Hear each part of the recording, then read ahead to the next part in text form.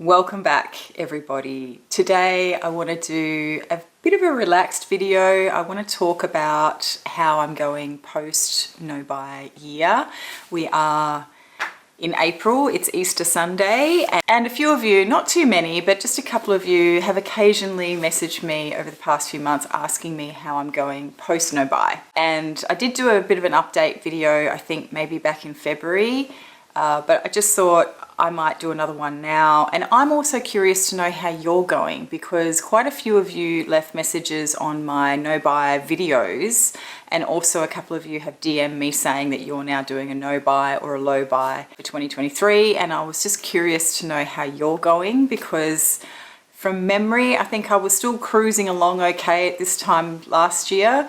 But sort of a little bit after this, maybe around June, was when I started to feel the pinch a little bit. Yeah, that's really what this video is going to be about. I thought I might also just quickly go through all of the new bottles that I have bought this year and just show them to you. You've heard about most of them already. There are a couple in here that you haven't heard about. So I just thought I might do that as well. So it'd be a bit of a combination video today, I guess. So I might as well start off with how I'm going this year.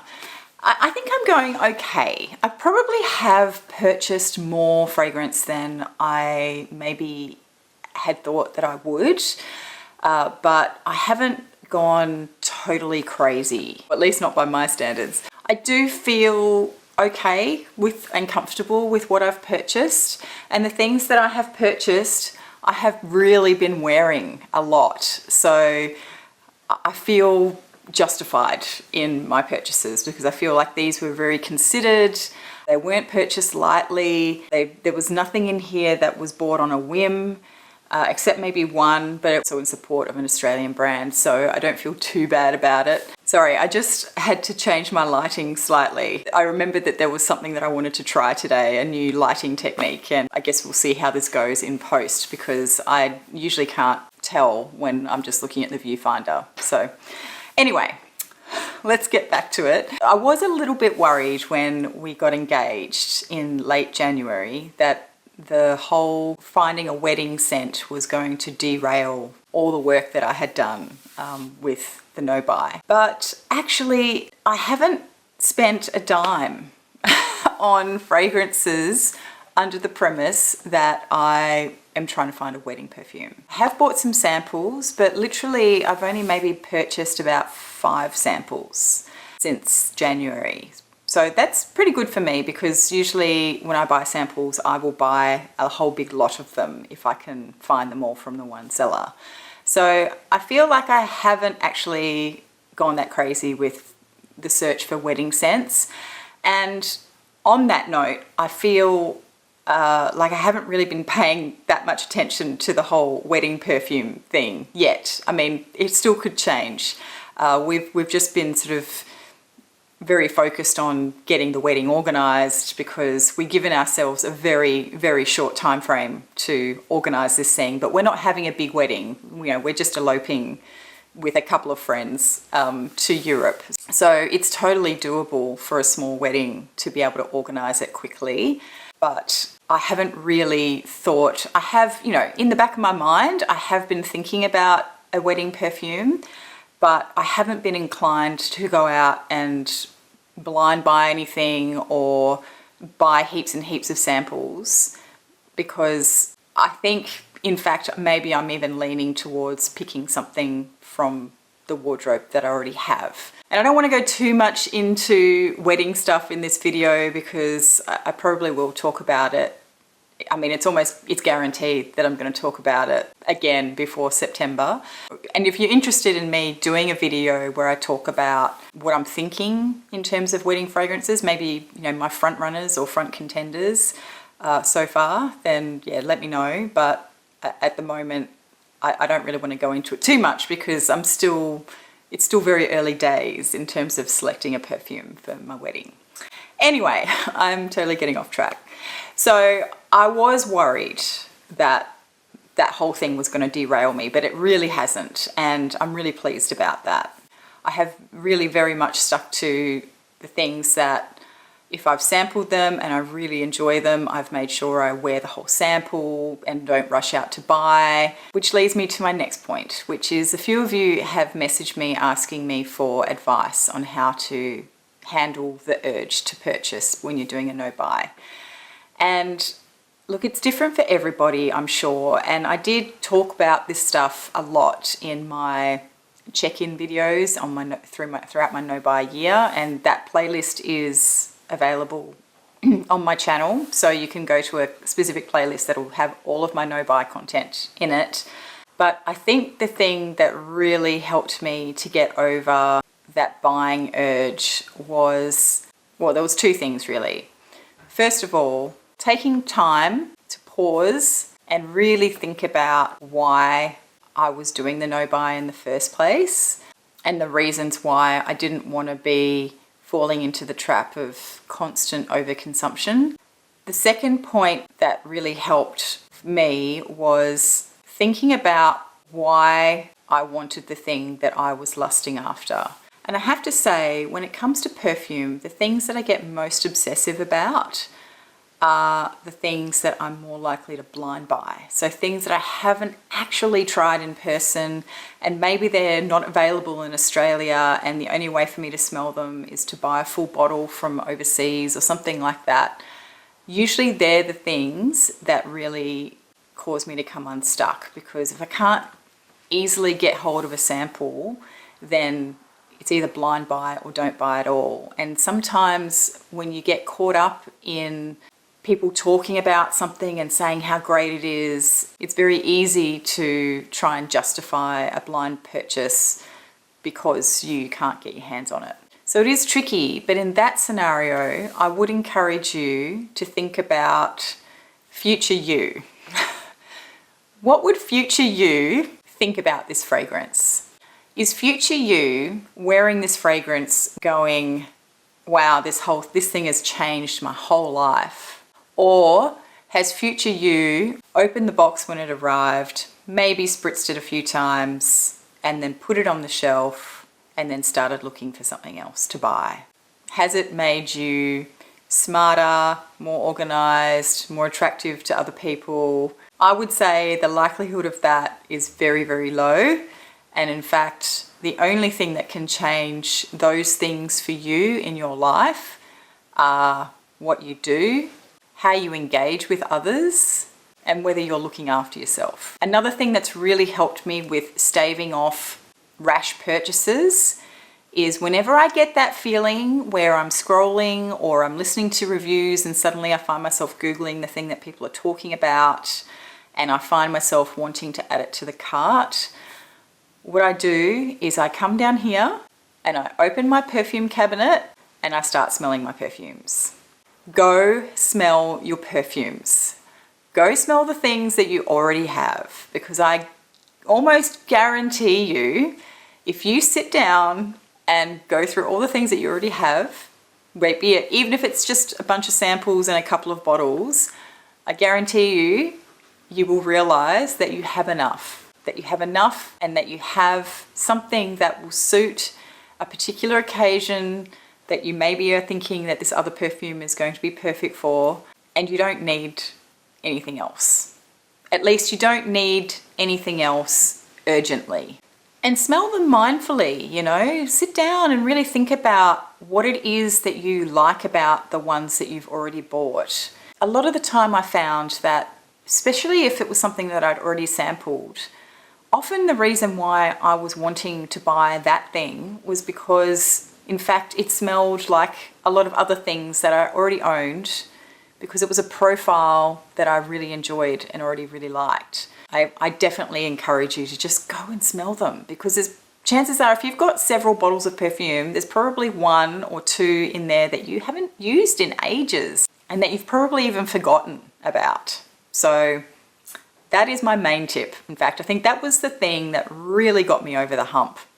It was to just, every time I felt like I wanted to buy something, I would come down here and I would play with what I had. And sometimes it was going through my samples and sniffing things in my sample box, and other times it was rediscovering things that I'd already purchased Anyway, I've been rambling on. That's enough of that. No more lecturing. Part 2 of this video is showing you the perfume. You definitely know about this one. This is Victoria by Versailles. A really lovely, woody, fruity floral. It's got lychee in the top, a bunch of white florals in the mid, and maybe some rose too, I think. And then it also has quite a woody base, and there's oud in the base, but it's a very clean, crisp oud, not a barnyardy oud. This one is really beautiful. I've actually been wearing it quite a lot. This one was a very considered purchase. I did have a sample of it. I talked about this in a recent video where I said that I loved the sample so much that I tried to make it last. So I was only wearing small amounts of it. And after I bought the bottle, there were definitely elements of the fragrance that I picked up on that I hadn't picked up on with the sample. And I think that's just because with the sample, I was only wearing it fairly sparingly. There were a couple of days where I did sort of try and do a big wear, but I think I was traveling at the time when I did that, and I didn't really have time to really consider what I was smelling. I just enjoyed what I was smelling, but I didn't really sort of sit down or make notes or anything like that. So that was a note to myself to, if I'm going to sample something, sample it properly before buying something. But it turned out well for me. I mean, I love this perfume, but it could have gone the other way just as easily. So sample your perfumes properly. Rule number 1, well, rule number 1 is to sample. Rule number 2 is to sample them properly before buying a bottle. The next one is one you're also aware of, Moonlight in Chiang Mai. You've seen this one already as well. I've talked about this in a previous video. This is a really interesting and beautiful fragrance. The reason I resonate with this perfume is it reminds me of traveling through Asia. There's a teakwood note in here, but it's also combined with some really juicy, fruity notes. And it just reminds me of being in a market, an open air market in Asia, when they've got wood fires burning. They might have some local people making wooden furniture, usually out of teakwood. And then you've got another sort of food section where they're selling fresh produce and they're chopping up fruits for people to try, or they might be juicing them or something like that for you to enjoy on the spot. So it kind of reminds me of all of those smells combined into one. And for me, I find it very comforting, but it also makes me feel like I'm on holiday, basically. It's a really interesting perfume. I don't know if I would consider this one to be mass appealing. In fact, I'm not sure if any of the Deux-Citer fragrances are mass appealing, because they do have a very distinct feel about them. But this one I think is quite different, but it is a really beautiful fragrance. Anyway, I don't want to ramble on too much because I have talked about these in a bit of detail in other videos. All right, so now we're getting into ones that I haven't shown you yet. These are all perfumes that I've purchased that haven't been sent any PR this year. So yeah, let me just jump in and show you what I bought. I'm not going to talk about them in any detail because I do intend to review these properly. So this one is one that I bought at the same time that I bought Victoria. So it is from Versailles and it is Blondine. And this is one that is a favorite of Eve from Eve Spider's Smells. And she sent me a sample of this, I think back in 2020. And I really, really liked it. But the perfumery who stocked it in Australia at the time was always sold out of this. And so I couldn't get hold of it. And then I talked myself out of wanting it for a really long time because I didn't think I could get hold of it. And then it turns out that the brand Versailles actually do ship internationally. So when I bought Victoria, I was able to get Blondine as well. This is a really beautiful, musky,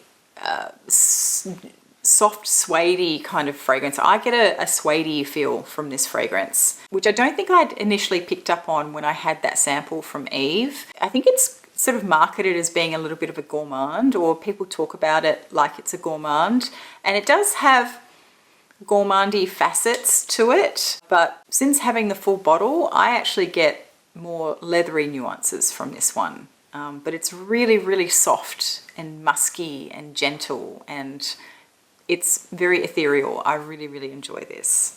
I have a couple of amouages First one is Love Tuberose. This is a tester bottle and I bought it off a Facebook group. I had purchased a decant from Fragrance Net, I think earlier in the year, maybe in January. It was just a little 8ml decant and I ripped through that so quickly. This very quickly became a favorite tuberose for me to wear at night time to bed because it's just so, it's very sweet and it's very comforting and very creamy. And so yeah, it's like a really great nighttime scent for me, particularly in the summer months. I'm very surprised actually that I like this one as much as I do. So when this popped up in one of the Facebook groups, I grabbed it. The next one you've also definitely seen. This is Memoir Woman by Amouage, and we all know that I really love this perfume. It's a very interesting chypre fragrance. It's a little bit ambery as well, and there's something kind of juicy in there as well, but it's quite a moody fragrance. It sort of feels a little bit dark. I think that's just the mossiness coming through. Very happy to have this one in my wardrobe. I've been through a 10ml decant of it and I feel like I can wear this any time of year. Others might disagree. Some people might think they can only handle it in the colder months, but I wear this one all year round. Absolutely adore it. The next one is one that you might be a little bit surprised to see because I haven't really talked about it. This is Narciso for her Musc Noir, not Musc Noir Rose. And the reason I picked this one up is because I didn't actually have to pay for it, but it wasn't PR either. I got a little reward at work and they gave me a voucher for a local department store. So I sat on it for quite some time trying to think about what I wanted to use it for. And I kind of knew I wanted to buy perfume with it, but it wasn't, the voucher wasn't enough to cover any of the niche range of fragrances. And I knew that I was going to have to, if I was going to get a perfume, it was going to have to be a designer. And this is one that I had been testing, but I wasn't necessarily in a hurry to get it because I already was gifted that red cube at the beginning of the year, the Rouge. And so I was quite happy with that. But because I had this voucher, I decided to pick this one up. Actually really enjoying this. It's quite different from the other Narcisos because it's not very sweet. And it's very hard to describe. I think it's kind of a, I don't know, maybe it's a plummy, woody sort of version of Narciso, but I don't know if it's plum or not, but I kind of, there is definitely a darkness to it, which I guess is why they call it noir. But I really enjoy this, and I enjoy this much, much more than the Musc Noir Rose, which I have reviewed previously in a sample snippets video, I think. So I'll link that here if I can find it. Anyway, so that was Musc Noir for her by Narciso Rodriguez. Next up is one that I posted about recently on Instagram. This is Je ne sais quoi by Theo Cabanel. I did talk about this last year, I think. Was it last year or maybe it was 2021 when I did, I think, a bit of a house overview of this house because I had a whole bunch of samples from them. And this one was one that hadn't been on my radar and I absolutely was blown away with the sample of it. So this is a really beautiful gourmand fragrance that doesn't smell like cake, which I'm so pleased about because I just find cakey gourmand fragrances a little bit boring.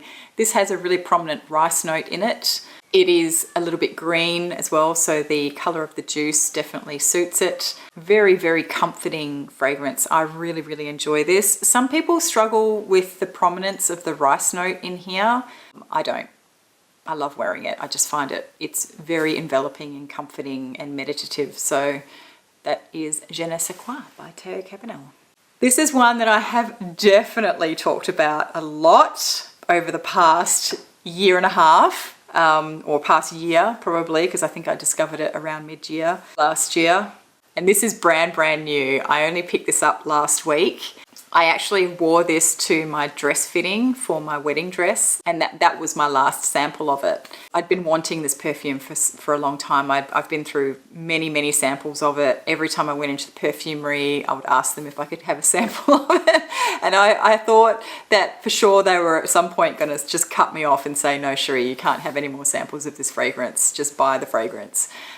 So I did. I went and bought the fragrance before the Easter break. This is Precious Forest by Keiko Macheri. This is a really interesting, beautiful orris fragrance. It's got quite a bit of tonka in there as well. So it's kind of powdery, but not like dry powder.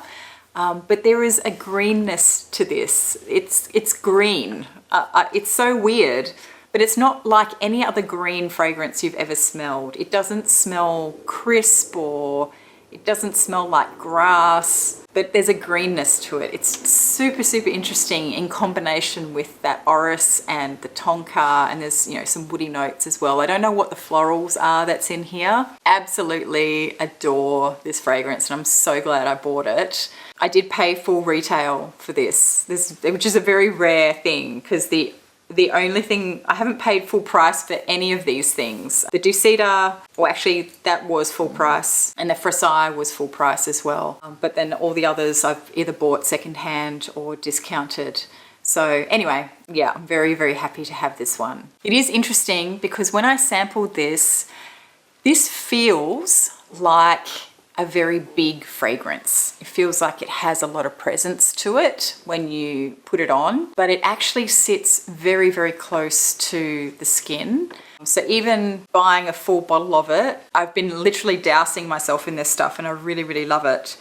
But if you want to wear something that projects a lot, then this is probably not it. It lasts a really long time on my skin and I can smell it, but I sort of get the impression that people around me can't necessarily smell it, at least after that first couple of hours. But I don't care because I absolutely just adore how this smells. But it definitely has a presence. So that is Precious Forest by Keiko Macheri. And then the last one is Daylight Seduction by, it's called Motel Paradise. It's a Australian perfume brand. And there is another one that these guys make called, I think it's called Angelica 1111 or Angelica 1111.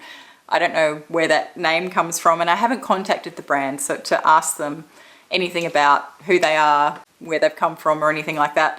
The Angelica one is sort of a musky, caramelly kind of fragrance, if I remember correctly. I did buy that one for my stepdaughter because she ran out of her perfume.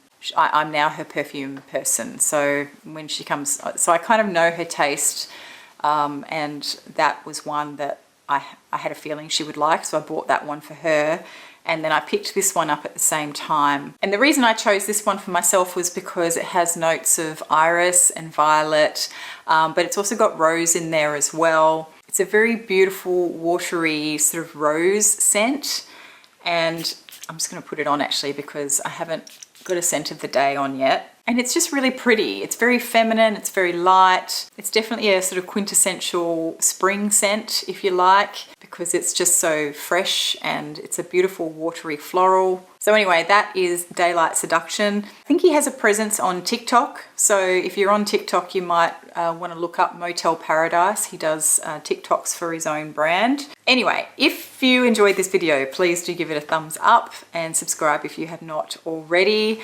If you are doing a no buy or a low buy, don't forget to leave a comment below and let me know how you're going or what you've been struggling with. Hopefully the little tips that I had in the video are helpful to you. They definitely got me through, and honestly you do get to a point where you're not frantically buying stuff anymore, and that is where I'm at. I know this looks like a lot of perfume, but we are in April. But I just want to reiterate that, again, these have all been sampled. They're mindful purchases. A lot of them were on my wish list for a very long time. Just take your time. There's no rush. And even if the unlikely event that a perfume gets discontinued or gets sold out before you have a chance to buy it, the chances are you will not miss it, and you will probably forget about it.